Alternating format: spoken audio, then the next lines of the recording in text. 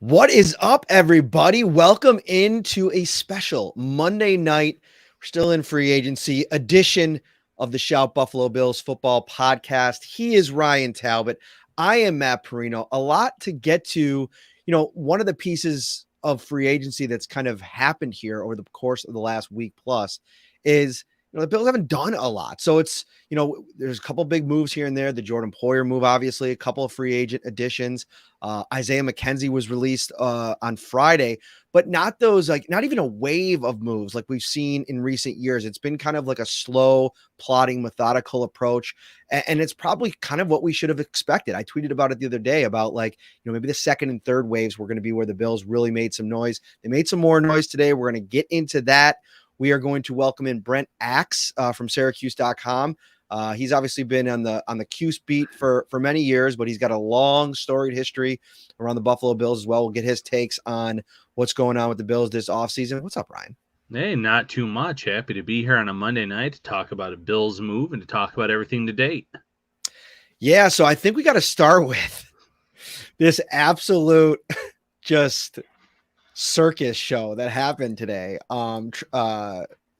Sherfield was announced, and then literally minutes later, we had his introductory press conference. And so as you often do with the press conference, you cover it from a live perspective. I was tweeting out during it, and then kind of went back through the transcript and kind of getting out what I thought Bills fans should want to read about, right? And one tweet in particular just absolutely exploded. And we're going to talk a little bit about it because it's like kind of like the pros and cons of Twitter, I guess, right? Like it's, something like this could get, completely blown out of proportion. But I basically tweeted, listen to the details of this tweet. Trent Sherfield on his decision to come to Buffalo and play for the Bills with multiple teams in the mix for his services.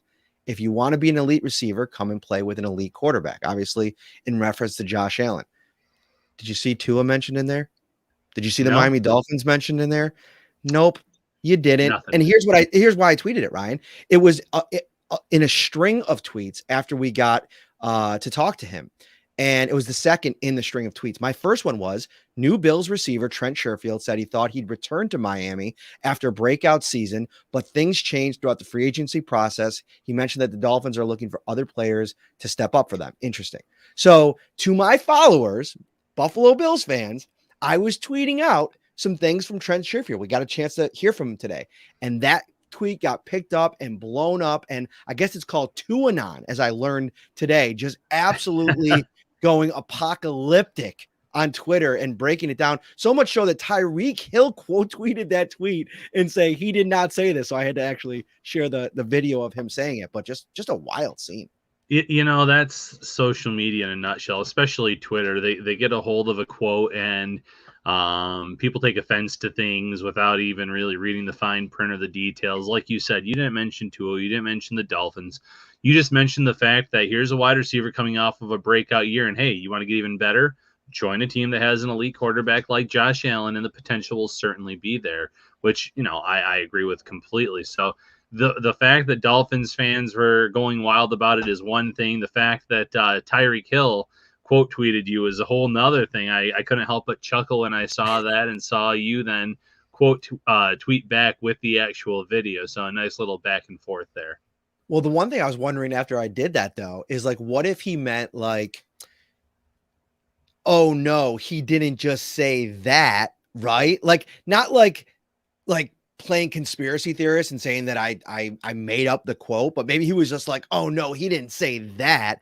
Right. But I think Marcel put out a quote tweet that, made sense. Of course, he's going to talk up his new teammate, his new quarterback. He's joining the Bills offense. He just got out of a meeting with Ken Dorsey and Adam Henry and Sean McDermott and Brandon Beane talking about all the different ways that they're hoping to utilize him in this offense. And we're going to get to the move in a minute. I just thought it was interesting. And the rivalry is at this unbelievable peak, right, between the Dolphins and the Bills. And we talked about it on the show in recent years. It's back, right? Like the Patriots rivalry, I feel like it's just such a afterthought at this point. I mean, Bills Dolphins is really where it's at. And then you're going to have that, third wheel, if you will, joining the party when Aaron Rodgers eventually joins the Jets. Yeah, the AFC East is something else right now, and you said it. I think last year the Dolphins felt after that Week 3 win, this was going to be their division. That was going to be their year, and obviously they fell off significantly at the end of the year. They make some big moves this offseason, obviously. Now, they're sitting there and thinking they're in the driver's seat again without any games being played. But that's what happens when you start building up your roster and adding talented players like Tyreek Hill last year, seeing Jalen Waddle take the next step, adding in Jalen Ramsey via trade this offseason, and some other good moves mixed in there as well. I get the bravado, I get the faith, but that just shows how this rivalry is back. Buffalo's won the division the last 3 years. Now you have the Jets, legitimate defense, some nice young talent on offense. You throw in Aaron Rodgers. They think they can win the division too. So it's going to be a fun year. It's going to be a fun off season. And then obviously the 2023 season itself is going to be a good one too, with a pretty competitive AFC East. So the Bills go out and add another receiver, Deontay Hardy, into the mix last week. Isaiah McKenzie released mostly for cap reasons. They add $2 million in cap space in 2023, but also Brandon Beane mentioned it last week.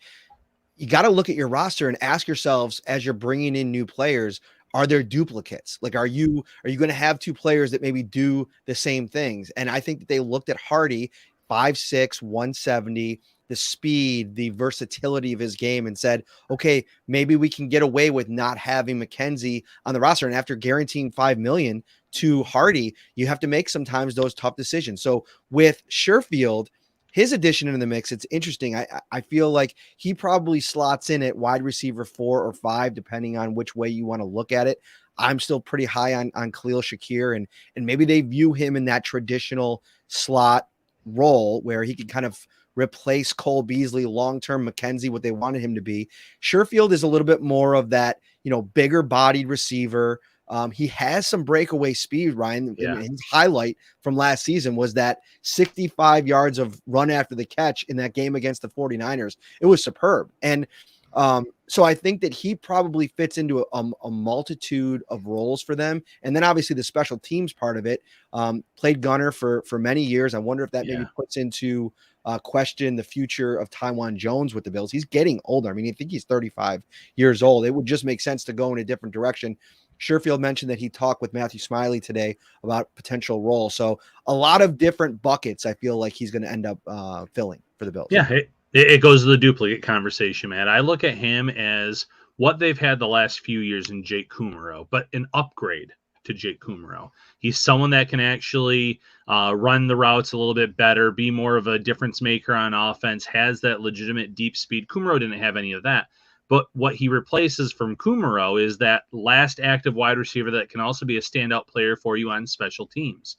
You mentioned it. He's been a gunner in his career with the 49ers, with the Dolphins. He's played 40% of his team's special team snaps since 2019. So he is a regular special teams contributor. We know how much the Bills value that.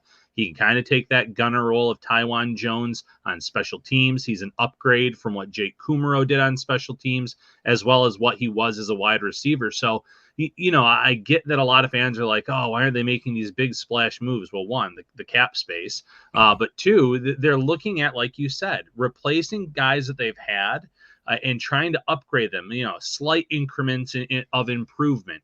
And I think that's what you get with Deontay Hardy over Isaiah McKenzie. I think that's what you get with Sherfield over what they had in Kumerow. And I think it's a much bigger sign of improvement than what they had with Kumerow personally. So I like these moves. They're being smart with their cap. You and I were talking before the show started. There's still a lot of really talented players out there on the market. So the Bills can kind of wait this out when it comes to other positions, maybe of need, or just adding some talented players elsewhere. But they have a plan in place. I wouldn't be shocked, man, if they had a plan A, B, and C. Plan A had something to do with the return of Edmonds. Plan B had a return of Poyer, and plan C was they lost both of them in terms of moves they could make. So once Edmonds went away, that plan went out the window. Now they're kind of on that plan B with getting Poyer back, and how can we build this roster now in other ways, getting back our star safety. One thing that's like really stood out to me about Sherfield in the aftermath of the announcement earlier today was the reaction from some Dolphins players. Tyreek Hill, we mentioned him already.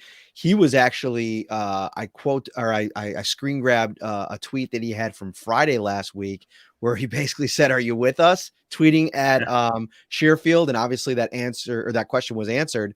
And he had just one, 3 letters, if you will, response to this, OMG, with kind of like a sad face. And then Javon Holland coming out with SpongeBob SquarePants, like short little video, bummed that Sherfield's not in the mix anymore. So this is a guy that, you look inside that Dolphins locker room, was respected, was loved.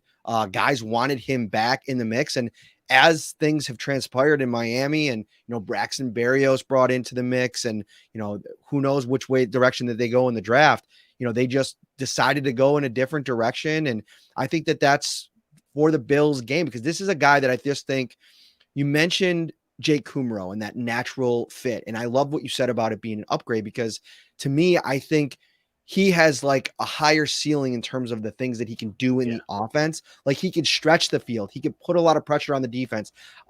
More so just than that, that toughness, that reliability that I thought that Jake Kumro brought over the course of his, fun tenure with the Bills. I mean, touchdown Jesus, the Aaron Rodgers connection. It was always fun to talk about. I just think Sherfield to me is a guy that's just kind of scratching the surface. And it brings a guy who spent the last 2 years in the 49ers offense and then the Dolphins offense, which is basically like a version of that. And I think that player, listen, he's not Deebo Samuel. Don't get me, twisted here. Obviously, the complete difference in the ability level of the two players.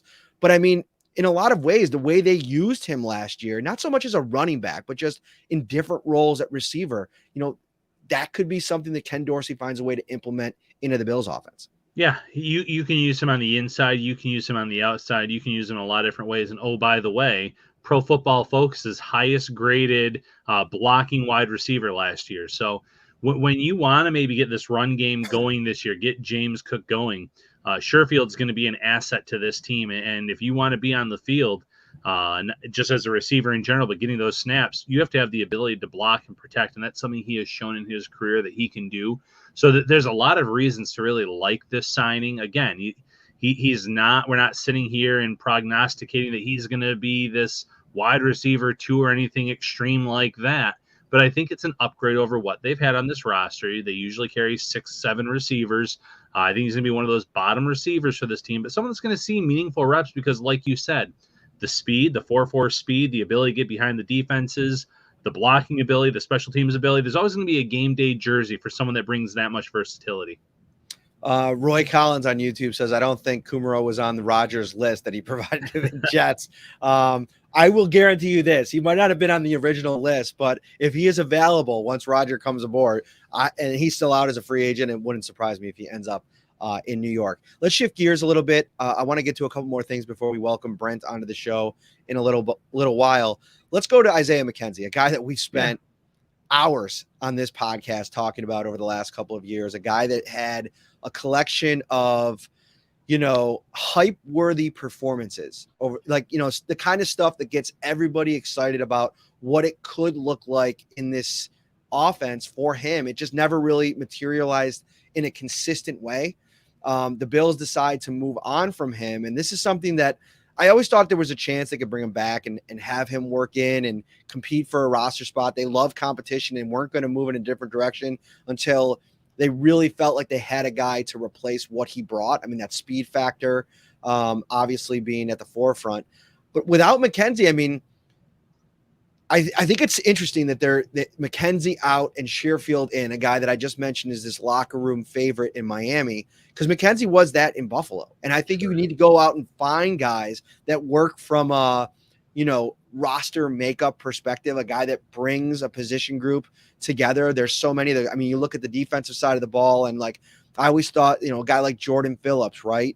Over the years has done a really good job in that department. I thought, Tre'Davious White, I know he's a great player, but at his peak, he's been that really good, bringing everybody together presence in the locker room. They've had the Lorenzo Alexanders, the Kyle Williams, even a guy like Mitch Morse, a guy that stuck around and he's been a cut candidate several times. Those guys that make up the, positive parts of the room in terms of culture, they're important, and they're going to miss that part of it with McKenzie. He brought a lot of people together. Yeah, and he kept things light in difficult times. If things weren't going well on the field, he kept things light in that locker room, and he was beloved. And he embraced it, being the face of the franchise. He embraced being the butt of the jokes when they would go on Instagram Live and they would look at the little mannequin dressed up in the uniform and say it was Isaiah McKenzie because it was such a short little mannequin. And he took everything in stride. He was a favorite in that locker room. And listen, kudos to him for what he became over his tenure in Buffalo. He was added after a failed stint in Denver. He was kind of brought on maybe as like an experimental kick returner, punt returner. That's what he was doing in Denver. He had some fumbling issues there. He flashed a little bit. Brian Dable said, I think we can kind of turn him into this gadget player. And as a gadget player, he was fun. The end arounds, the little plays that were dialed up for him. He did a nice job with that. Last year, though, it was just too hard for him to fill in that slot receiver role that had been such an important aspect of this offense in the previous years with Cole Beasley. And I think, you looked at what he did against the Patriots 2 years ago, and you thought, well, maybe he can be that guy. He doesn't have the breakaway downfield speed, but across the field, he can separate. And man versus zone, this versus that, he had some crucial drops. He had some issues. It just never materialized, Matt. And he couldn't fill those shoes of a Cole Beasley. And Buffalo kind of said, okay, we've kind of reached that point. We know what he is. We know what he can do. We know how good he is in this locker room. But it's time for us to move on. There's a roster bonus due. They're tight against the cap. The Deontay Hardy signing, like you mentioned, they don't offset one another, but it was pretty close now where I think there's just like a little over $1 million for the cap hit between what they got rid of with McKenzie and what they signed Hardy for. So it kind of offset in that respect too, and they feel like they've got an upgrade there as long as Hardy can stay healthy. Indeed. A lot there on the McKenzie front, obviously Sherfield as well. Some guys, in addition to McKenzie that are on their way out, came down today. Jaquan Johnson, longtime special teams standout for the Bills, 2019 6th-round pick. He goes and signs a reportedly a one-year deal with the Raiders. Devin Singletary, he's been kind of hanging around, reportedly 1 year, $3.85 million with the Houston Texans.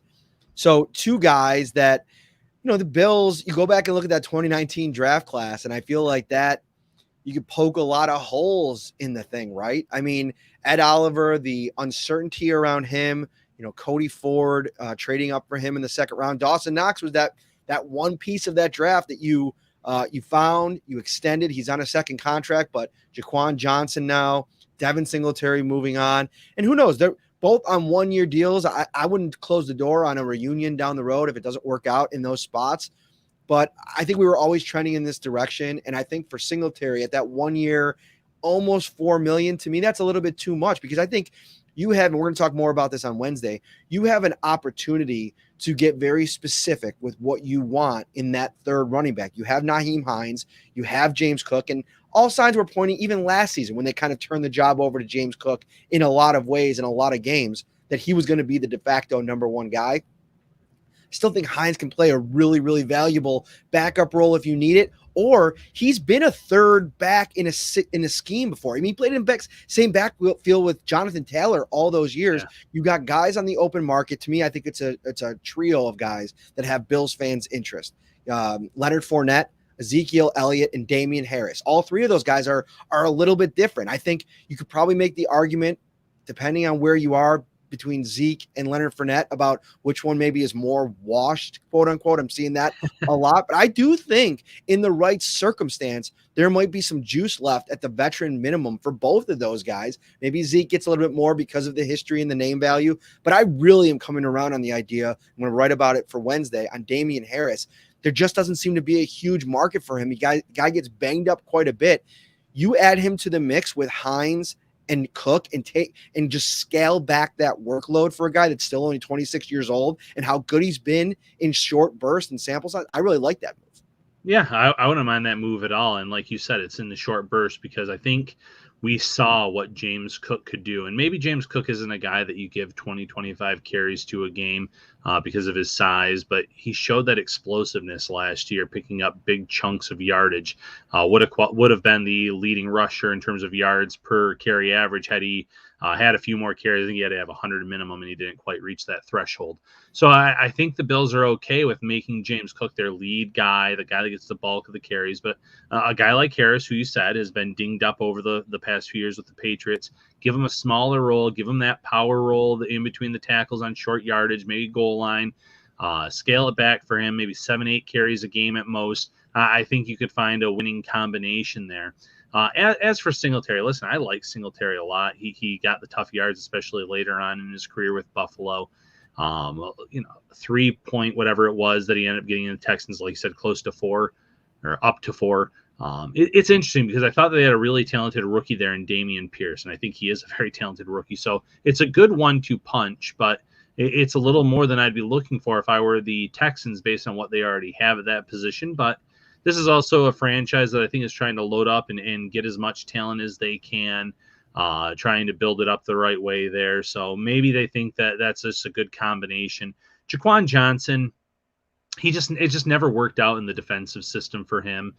He had flashes here and there, but when he was on the field, it didn't work out. Really solid special teams player, but I don't think Buffalo is necessarily going to miss what he brought from a depth perspective to that defense. There are guys out there still. There are guys you can draft, guys maybe you can even sign as undrafted free agents that can come in and fill a similar type of role to what Jaquan Johnson did. But you mentioned there's just so many guys still out there on the market, so many guys that could still be had. There's people on the trade market. And obviously, if you trade for one of these backs, you're going to have to inherit their contract. But, there's guys like Eckler. There's guys like Henry who could supposedly be on the move. So there's no shortage of backs. And just the fact that those other guys, the Henrys and the Ecklers, are hovering out, there's trade possibilities. I think it's hurting the market for these free agents, knowing full well if we can't get you at this rate, maybe we look at an upgrade at the position at something like that. So it's interesting. Singletary, though, good for him. I hope it works out for him in Houston this year. Hope it leads to a longer deal either with them or another team down the road. Because just like we were talking about with Isaiah McKenzie, this was someone that was loved in the locker room, loved by the front office, loved by the coaching staff, just wanted to do what was best for the team. Never went in, said, I want the ball, I want this, I want that. He was just happy to be part of a winning product. Yeah, and I think the Singletary landing spot in Houston, and probably why his team prioritized that spot, is because it's a team that's going to have a young quarterback. They're probably going to want to lean on their running game. Dameon Pierce is coming off of an ankle injury. I think, correct me if I'm wrong, he had a little bit of an injury dinged for that in college. And so coming into the league, I can't remember if that was something that had popped up.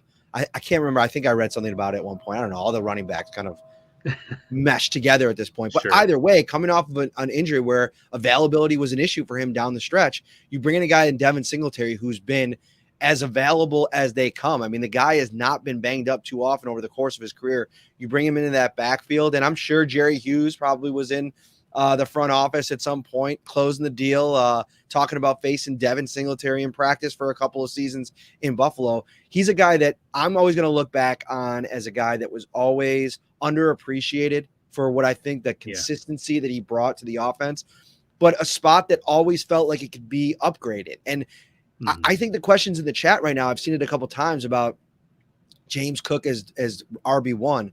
They're fair questions to have. I mean, we saw it in a limited sample size down the stretch of the season, but they drafted him in the second round. He's a guy that I think passed a lot of tests and gives them enough confidence that to this point in free agency, they have not made a big move or, a trade for a Derrick Henry or so on and so forth.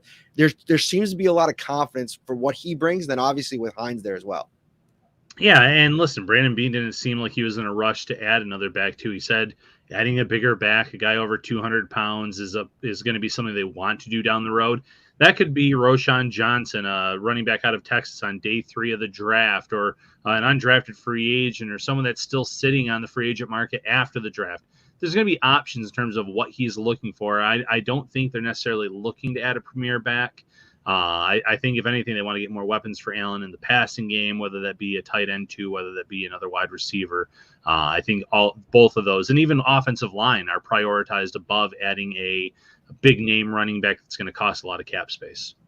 I feel kind of weird not having some intro music for you. I'm so used to coming on your show and you kind of leading me in with some kind of little jingle, gets the people going. Brent Axe in the house. What's up, buddy?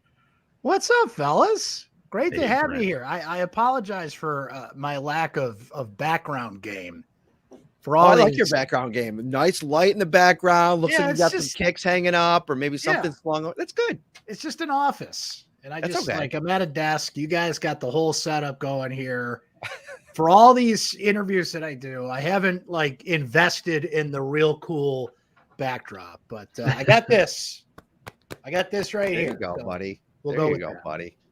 How you been? How's life? It's been we were just talking about at the top of the show, a little viralness for me today with this whole Tyreek Hill, Trent Sherfield deal. It's been a viral couple weeks for you. How you been? How you doing?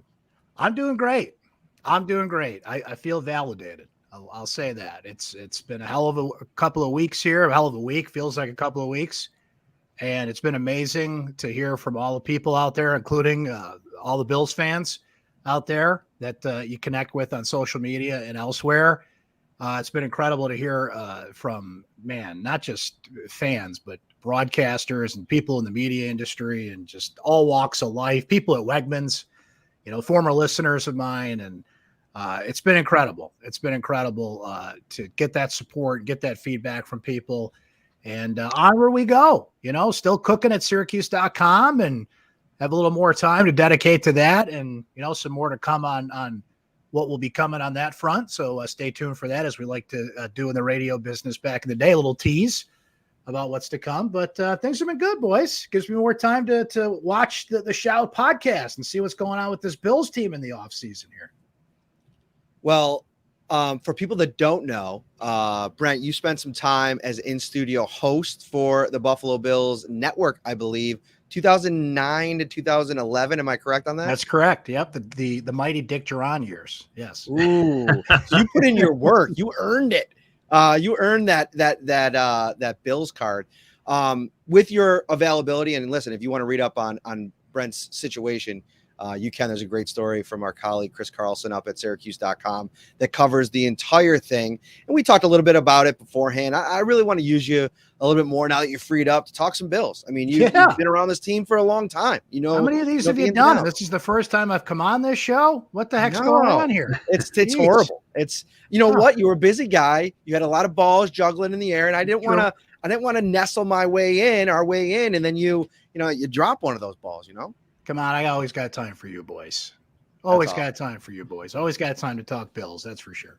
So, Ryan, I saved the report card part of the show for Brent because I want to take a bigger look at not only the offseason, but like this week of free agency, like what the expectations were going in, where we are sitting here Monday, March 20th with a week into this thing and where Bills fans should feel their team is at and what they've done. So I guess let's start with Ryan, then we'll go to Brent, and I'll kind of come up. I'll bat third here. Where do you feel like what's the grade you give Brandon Beane at this point? What have you liked? What haven't you liked? And what do you expect moving forward? We can hit any myriad of those things here. Okay. Well, I'll start with the grade. I have them C+ right now. They're not failing. They're not doing outstanding stuff either, but that's because of the cap space. Your hands are tied. You're limited a little bit. I look at 3 moves. I look at Connor McGovern as an upgrade to Roger Saffold. And I know, people from the outside looking in, when that move was made, they said, well, Saffold made the Pro Bowl. This guy's coming in. Well, listen, if you actually watch Roger Saffold, he was not a Pro Bowl quality type of player. He fell off of a cliff in the second half of that season, was a liability on the field. Connor McGovern, younger guy, versatility, all 3 spots. I know they're saying they want to try to work him in at left guard. I think he might be better off at right guard. But I like that signing. I look at him as an upgrade. We already mentioned Deontay Hardy. I look at him as an upgrade over Isaiah McKenzie if he can stay healthy. And again, that's an if. He missed significant time last year with a toe toe injury, and talked about the recovery process that went along with that. So it's going to be big for him to be able to stay healthy, but breakaway speed, has been an all-pro and a pro bowler as a rookie coming in as a return man, gives the Bills some juice there as well. And then finally, I like today's signing as well. And we talked about this. Trent Sherfield is a kind of a upgrade over what they had in Jake Kumaro. Just as good on special teams, but obviously brings a lot more to the offense, coming off of career highs and receptions, yards, and touchdowns with the Miami Dolphins. Someone that can be used inside and outside, and just someone I think that's going to be a good fit for this system. What do you got, Brent? I'm with Ryan. I'll say B-.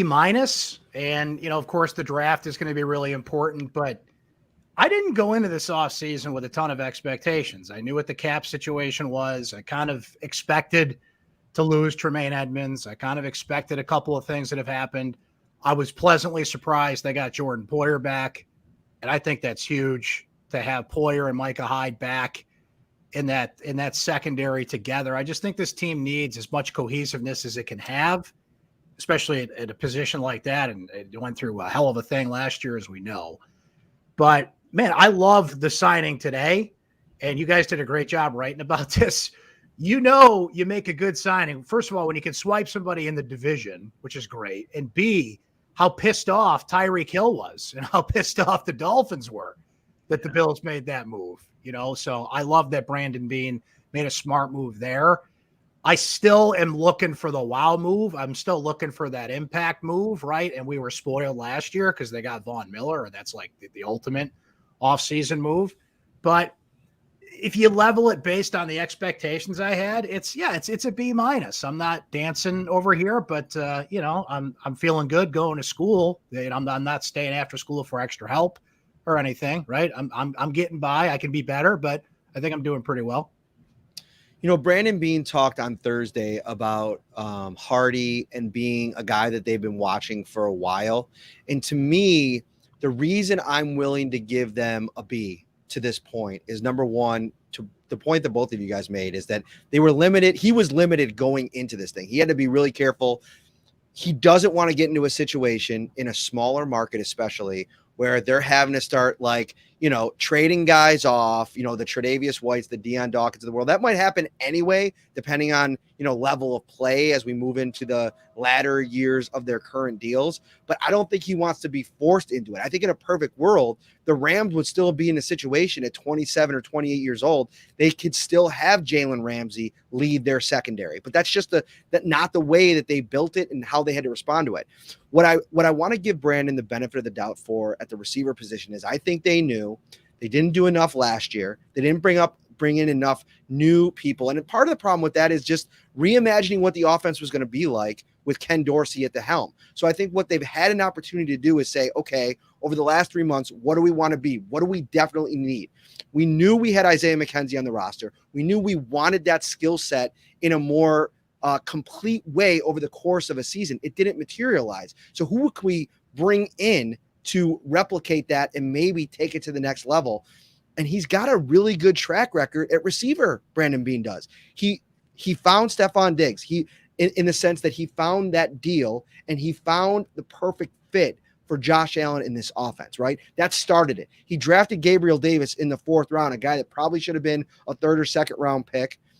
Cole Beasley he signed. John Brown he signed. He had a really good vision at various times in the build at the receiver position, and this is the newest iteration of it. And I think he knows, to a degree, he dropped the ball a little bit last offseason. He didn't bring in the necessary people, and he had to scramble and bring back guys like Cole Beasley and John Brown back into the mix, and it never really worked out because you couldn't get him up to speed fast enough. But I think for me, I'm looking at B because it's an unfinished grade, right? We're all starting. This is the starting point of the grade. I like the fact that they're throwing a bunch of different skill sets with some definite proven run after the catch ability, which is something they've been trying to add to this offense for years with no success. And I think if you just look at this offense and if you upgraded the offensive line with McGovern, to your point, Ryan, which I agree, I think that they've done that considerably, at least from a pass blocking perspective. You got to figure Josh Allen comes back from that injury, is more consistent next year. They build this thing around Stephon Diggs, who has been very unhappy. Let's call a spade over the last 2 months. He's not happy with the way that the season ended. I think they're going to have to get him to buy back in, build this thing around him again, reunite him and Josh Allen. And I think that the different versions of receivers that they have, different flavors, if you will, Ryan, I like a lot of what they've done, but I'm gonna cap it off at a B to this point because I still think there's question on this defensive line, and I like the fact they didn't pay $18 million a year to Tremaine Edmonds, but they don't have a middle linebacker on the roster right now that you can rely upon definitively starting next season. Brandon Beane seemed like they're kind of in a place where Terrell Bernard, Tyrell Dodson, just roll the ball out and see who wants to take that job. Yeah, last thing on the wide receiver talk. Adam Henry, too, coming in. I'm interested to see how much say he had on these 2 signings, how much he really emphasized getting those yard after catch type of receivers. Because like you said, Matt, they've been hurting for players like that, despite saying they've wanted players like that type. Linebacker is interesting because the market is pretty barren right now. A lot of the guys that you looked at and said, well, maybe this guy can come in and be a 1-year stopgap, 2-year stopgap. They started to go, and obviously Bobby Wagner is still out there. That's probably the biggest name. He's repping himself. He might be waiting for that big deal, but a lot of the other dominoes have fallen, and the Bills have not really come up with an outside solution to replace Tremaine Edmonds, a guy that was a focal point of the defense, especially last year. Excellent in coverage, excellent in many areas, having a career year at the best possible time for himself. So it is interesting, and there are guys in this draft, and the Bills could trade back out of round 1 into round 2 and get one of those linebackers, a Jack Campbell we've mentioned. There's some other options there too. But whatever they end up doing, I think you're going to see a significant drop-off in terms of talent from what they had in Edmonds. Edmonds almost being a perfect fit skill set-wise for this defense.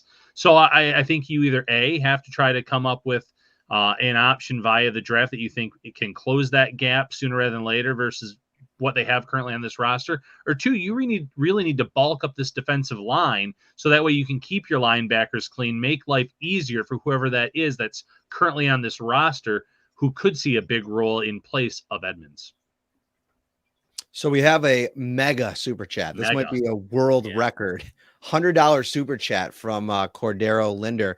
Darnell Washington, Dawson Knox, and 2 tight end set that helped Tom Brady win a chip would be unstoppable. Go Bills and go Georgia. So obviously a big Georgia Bulldogs fan that watched the absolute athletic freak that is Darnell Washington operate this season. You know, as we get closer to the draft, Brent, and I think getting your take on this is kind of cool. And so it's, you know, you watch a lot of college football. There's been this kind of quiet movement around the tight end in round 1 because of the talent level that's there. The Notre Dame kid, Kincaid, Washington obviously is in the mix. What are your thoughts on that? Because the Bills actually did run a lot of 2 tight ends last year, whether it be Quentin Morris or Tommy Sweeney. Darnell Washington, in a lot of ways, is going to be this, you know, freak of nature where you can line him up out wide. You can line him up in line. He's this top level blocker. What are your thoughts on a move like that? As one of our listeners or watchers is high on. I'm all for it. And, you know, here in Syracuse, guys, we watched Arondé Gatson this year, and he's listed as a tight end.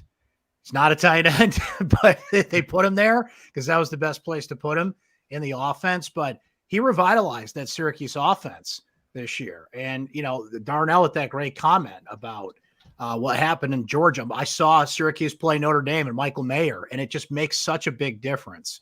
And I think it would make a huge difference for Josh Allen because it just felt like it was boom or bust, right? You're either trying to get the ball to Diggs, you're trying to go deep to Davis.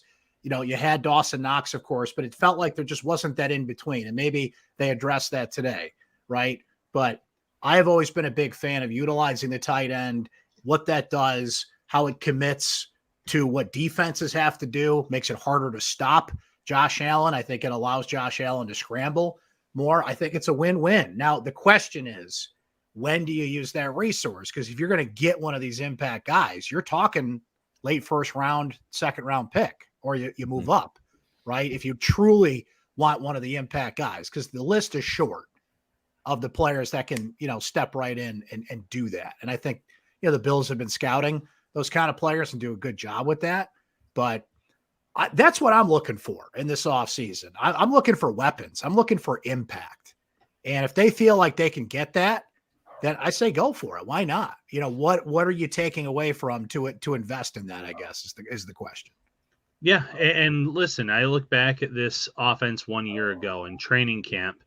They were really trying to get the two tight end sets working. There was a big splash just hours after they signed Von Miller last year when they signed OJ Howard. And people thought that was going to be a huge move, or maybe not a huge move, but a good move to be tight end 2 opposite Dawson Knox. And that never panned out.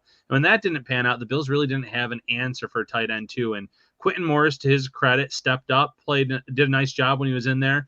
But the Bills also had to use Bobby Hart as like that jumbo tight end package guy, always reporting as eligible. You get a guy like Darnell Washington in there that can actually go out and catch the ball, can actually block really well. He could be a difference maker for this offense out of the gate in round 1. The good news for the Bills is going back to what Brent said. I think you can get a pretty good tight end even in round 2. Where they're sitting at. Laporta out of Iowa is another really good tight end that I think could come in, plug and play. That could be there. There's at least 3 guys that are in talks of being round 1 players: Mayer, Dalton Kincaid, and obviously Washington. So those are the top guys. There's even some guys you take flyers on later on. Kuntz, former Penn State tight end that played, I believe, at Old Dominion last year.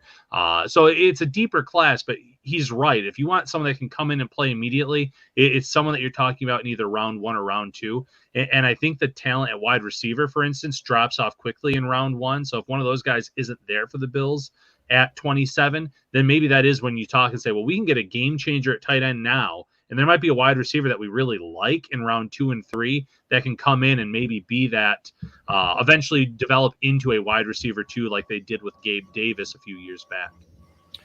I want to round this conversation back to this year. And we get one more note on actually, before we move on to wrap it up, I'll end there. Let's go to today. You were at the Syracuse Pro Day, Brent. Obviously Matthew Bergeron is somebody that has been a common mention on Bill's Twitter. And it'd be interesting because, depending on what they do in the rest of free agency and beyond, I mean, a tackle to me is not out of the question. Brandon Beane said all the right things about Spencer Brown, but if you can kind of go out and reshape this thing with a young day 2 kind of prospect, Bergeron seems to be a guy that's really interesting. Tell us a little bit about him, what you witnessed out there today. And Bergeron's a fun one to think about. I think Bergeron had an exceptional day today. I mean, like you can't get too over the moon about, guys running around in their underwear, like we like to say, but there was 31 NFL teams in Syracuse today, guys. And the reason was Matthew Bergeron, right? And that's no offense to the other guys. Sean Tucker had a lot of intrigue. He was in street clothes. He didn't even run, right? Which I thought was A, unexpected, and B, pretty interesting. So that's kind of a little subplot to watch. But Bergeron, the great thing about him is he's versatile. Now, I asked him flat out, what do you want to play at the next level? And he was emphatic that he wants to play left tackle, right? Well, that makes a lot of dollars and cents, Brent Axe. Exactly. I think when it comes down to it, he's a better guard at the next level, and he can do it at the next level. So the first thing is his versatility. He can play tackle or guard, right off the bat. Power, impact, just off the snap. He's quick. He's just the complete package. He's from Quebec, so I think he would love playing in Western New York. His family could come see him a lot and play. And based on some conversations we had with him today, guys, I think he's going to get invited to the draft. Right. So if Buffalo wants him, they're going to have to move on him, at some point here. So I think he would be spectacular. And he's one of the best offensive line prospects I've ever seen in Syracuse.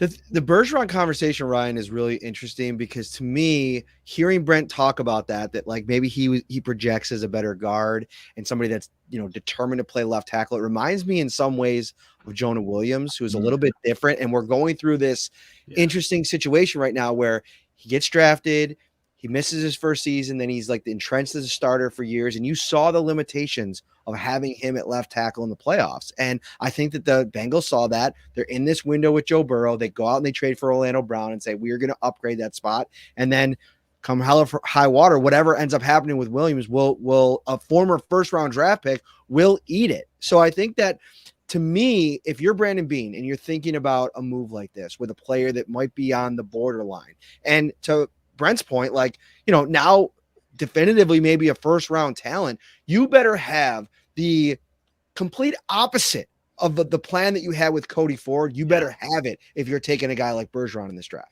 Yeah, it's funny because you started talking about Jonah Williams, and in my mind, I was thinking Cody Ford and how, I'm not saying from a talent perspective, I'm saying the plan that the Bills had, someone where a lot of the draft analysts were screaming, this guy's a guard, and the Bills like, we're going to try him out at tackle. And it just didn't work out. I think Bergeron could play tackle in this league, but I also agree with Brent that his best position is probably at guard.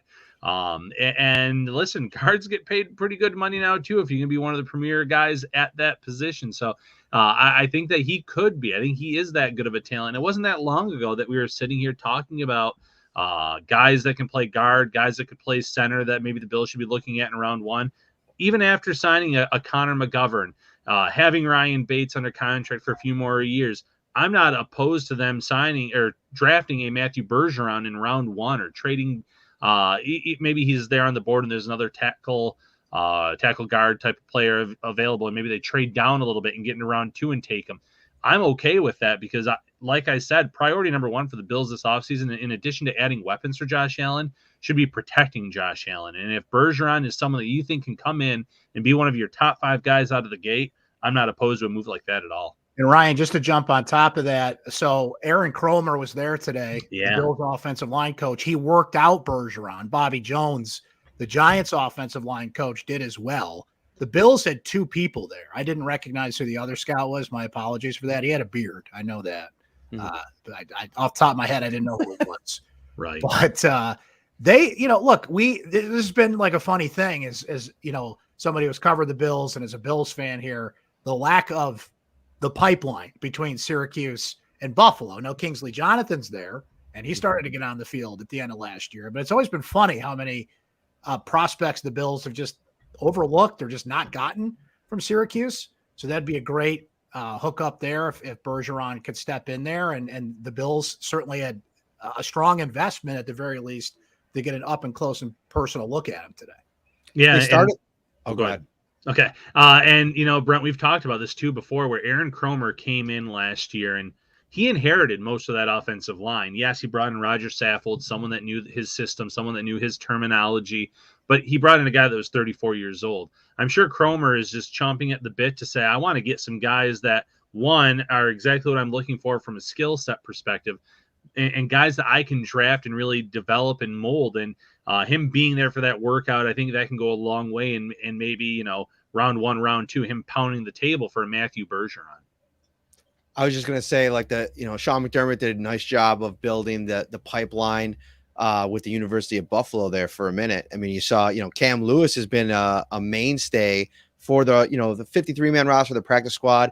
Tyree Jackson a couple of years ago, they tried him out before he obviously moved on. And then even lately, Jamarcus Ingram, you wonder if maybe that now the Syracuse program is starting to have some success if Sean McDermott doesn't, try to make his way down there a little bit more. I'd imagine the pipeline is probably going to shut off with UB. I don't know if it, although I will say this, Mo Linguist putting together some pretty incredible recruiting classes. So maybe it'll just get back going here in the next couple of years. We'll see. Yeah, absolutely. I mean, once you're recruiting the talent, you're plugging them in, you're bringing in your own guys. A school like UB can get back right on track to where they were. Syracuse, I like a lot of the talent they have, but especially Bergeron, someone that has worked his way into the first round conversation.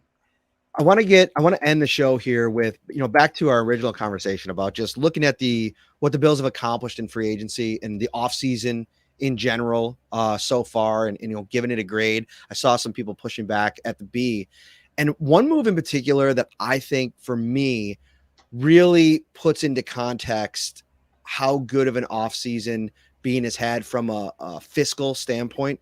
You look no further than Jordan Poyer. I mean, you look at, I'm bringing it up right now, the details of his deal.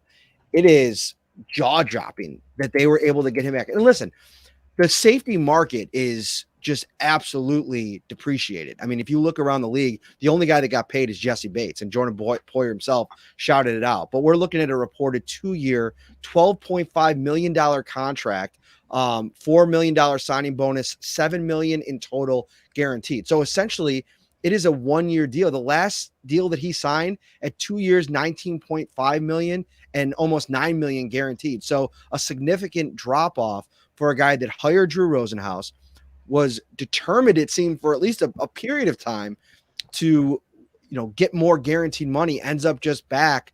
And a lot of that has to do with the age, but getting a guy of this caliber, like you mentioned earlier, Brent, to me, you got to give Brandon Beane credit for that, playing the waiting game, not nuking that relationship, because there were points in there where I think on both sides, things could have gotten a little bit testy. You go back to the COVID era, especially. I mean, that's where, to me, it really started. Poyer's always been this consistent presence in the building, and they're able to get him back, and that's really important. You don't have to go out and sign a free agent who's a little bit of a question mark, right? We talked about the Marcus Epps of the world, the Donovan Wilsons, a couple other, higher profile safeties.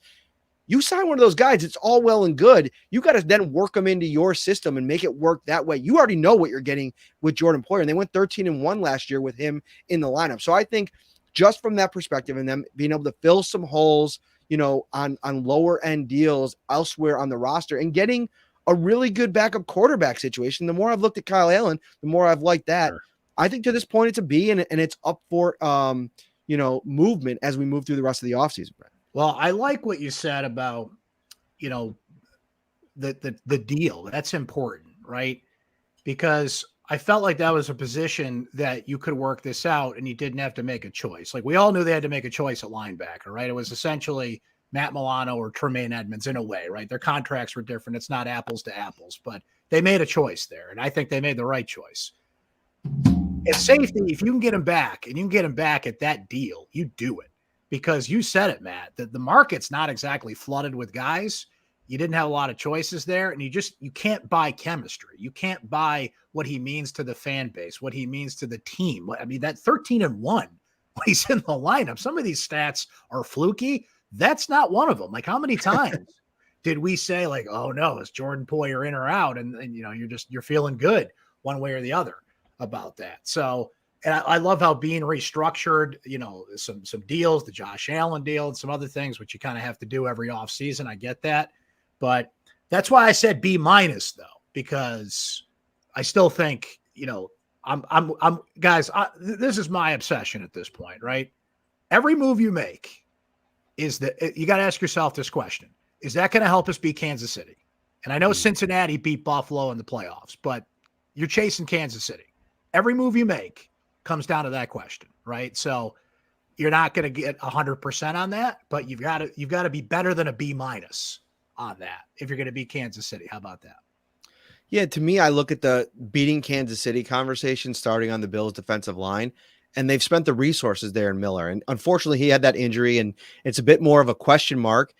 And you're going to have to rely on the draft picks that you have already, and probably a guy in Ed Oliver that half the fan base is dead set on trading and trying to just, flip that whole situation and start over from scratch. We were talking about it at the top of the show, Brent. That 2019 draft class, depending on what ends up happening with Oliver, is one that Brandon Beane is just going to want to forget.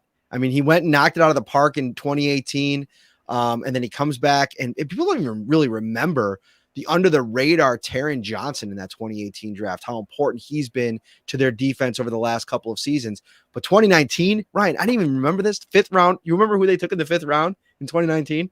Off the top of my head, no idea. Linebacker extraordinaire Voshan Joseph. Oh, that's right, out of Florida, and he didn't make it in this league. He didn't make it to the second camp. He didn't even make it to the second camp. No, but he didn't latch on anywhere either for long. No. He might be. I think he's doing it. I think he's he's making music. I think he's doing hip hop records or something like that. I still follow him on social media. But the point is, I mean, that is a draft that you kind of flush, and there's been some fines on day 3, day 2, etc. And I think Greg Rousseau could be considered a win at this point. I think he's a developmental still pass rusher, but has shown enough over the first 2 years. But yeah, I mean, overall, there's still some work, obviously, to be done, Brent. Yeah, no question about it. And that's what makes this draft so important, because you got to find impact guys. And I know that's like the theme of every draft, but I feel like it's more important because there's only so much you can do to fill things out with the limited cap room that this team has. And guys, I'll just look at Syracuse, right? Like you've got a talent in Sean Tucker, provided his medicals are okay. And there's some questions about that now, but when he's healthy, he's a top 10 running back in this draft. Just think Austin Eckler, and that's what you got. And you can get him in the 4th round. Michael Jones, he's not plug and play, take over for Tremaine Edmonds, but he could play. And that dude's great in pass coverage. He was in the 3-3-5 defense here at Syracuse, and I think he's an underrated linebacker in this draft, right? Impact guys like that you can find and can get on the field and can play for this team next year. And I'm just using Syracuse as an example, but this has to be, you want to use a grade, this has to be an A- draft at the very least of finding those guys deep into, the 3rd, 4th round, because they need them. There's just, you look at linebacker, you look at defensive line, you look at wide receiver. I mean, there's just too many positions that you just need that extra guy that can step right in. And that's what makes this upcoming draft, I don't want to put a label on it, but it feels more important than some past drafts, right? Where this team was just, plugging and playing and taking the best guy available. But now they've taken a step back a little bit, and they need to catch up to Kansas City and Cincinnati. And this is one huge way they can do it. And that's true. And listen, one reason why they're trying to catch up to Kansas City, and one reason why Kansas City won the Super Bowl last year, was because of that rookie class. And they hit so many home runs from round 1 to the end, ending with, Isaiah Pacheco is one of their final picks, if not their last pick in that draft. And they were able to address a lot of their needs via the draft. And the Bills, they don't have a ton of draft picks as of right now, 6 on the board. They can trade, they can move around on draft day over those 3 days and add more where need be, but they need to hit a home run in this draft, because that is how they're going to try to close the gap. And I know the Chiefs have lost a lot of talent this offseason. The Bengals have too, but so have the Bills with Tremaine Edmonds, and they need to kind of close that gap to what you said, Brent, and the draft's going to be a big part of that. I'm still bummed they didn't get Travis Etienne. All right. I'm still sitting here wishing that happened. Right. That's right. Well, I think Marcel Louis-Jacques is still in Miami covering a completely different team and still banging the drum. Shout out to my guy. We were 1-2 on that train forever. That's for sure. Thank you so much, Brent. This has been fun. We're going to try to get you in the mix a little bit more now. I even heard that you might be writing an occasional Bills column, so we'll be looking out for that. Bills fans over at Syracuse.com. NewYorkUpstate.com as well. That's definitely an amazing addition to the coverage. Thanks so much, buddy. I just want to tell you, I respect the hell out of you. You've been the beacon of professionalism through this whole ordeal. And we talked about a pre-show about like maybe getting into it a little bit. I'll let you get into it in your own time and in your own way. Let's just keep it Bills here. And I just want to tell you that I love you, man. And big things are on the way. I can't wait for it all. Well, I didn't know I was going to tear up coming on the Shout podcast, but I appreciate you boys. Appreciate what you do. I love that we have such excellent Bills coverage on Syracuse.com, NYUp.com, and of course, this great podcast. It's amazing what you build here, and I really appreciate the kind words. It means a lot coming from you guys for sure. And let's do this more. Yeah. Yes, we will. We're going to get you. We got a long off season of content. So start gathering up those takes. Send me a little random text every once in a while. Could workshop it a little bit, bring you in, just, push the button, set you off. Let's go. I like it. I'm in, baby. Beautiful. I'm in. Brent Axe. He's Ryan Talbot. I'm Matt Parrino. This is Shout. We'll be back on Wednesday night.